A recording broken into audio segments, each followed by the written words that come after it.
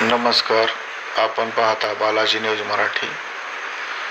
लक्ष्मण हाकेंनी मराठी मुलीबद्दल केलेल्या वक्तव्यावर मराठा महासंघाची मोठी घोषणा.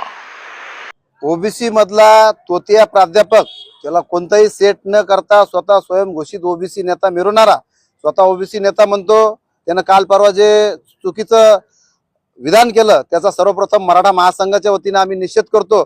आणि आज त्यानं जे सांगितलं की तुमच्या काही मुली असतील तर सांगा, माझं म्हणणं एवढंच आहे, आमच्याकडे तर मुलं सक्षम आहे, मुलं भरपूर आहे, परंतु ओबीसीचा नेता तू म्हणतो ओबीसी मध्ये अनेक जाती आहे, भटके विमुक्त जाती आहे, परत आमचा मुस्लिम बांधव सुद्धा ओबीसी मध्ये येतो.